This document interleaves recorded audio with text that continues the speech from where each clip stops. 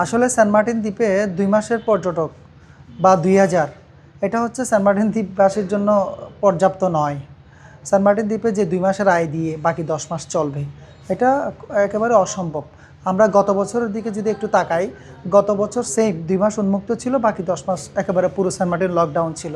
কিন্তু এই 10 মাসে পুরো সেন্ট মার্টিন দ্বীপে নীরব একটা দুর্ভিক্ষ চলেছে।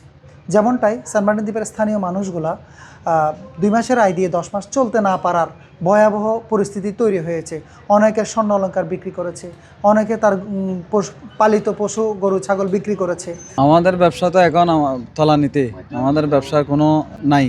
এখন যে 2000 পর্যটক সীমিত করে দিছে, 2000 পর্যটক যারা শিপ টিকিট বিক্রি করে তাদের নিয়ন্ত্রণে চলে গেছে। শিপ টিকিটের সাথে রুম ভাড়াও দেয়।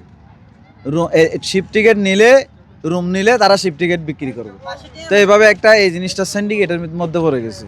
সুতরাং এই সেন্ট মার্টিন যারা লোকাল ব্যবসায়ী আছে, এই লোকাল ব্যবসায়ীরা বেশি ক্ষতিগ্রস্ত আছে। সঙ্গে আমরা হতাশায় আছি।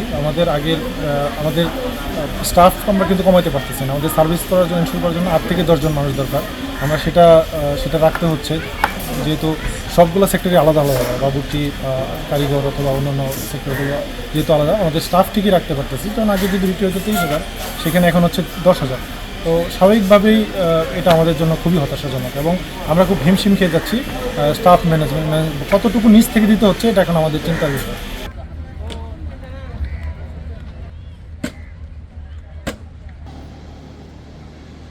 নতুন এবং ফিরে আসা গ্রাহকদের জন্য নগদে চলছে ক্যাশব্যাক সহ প্রতিদিন হাজারো উপহার জেতার সুযোগ। হবে আশা আর ফেরা, সারপ্রাইজ সেরা।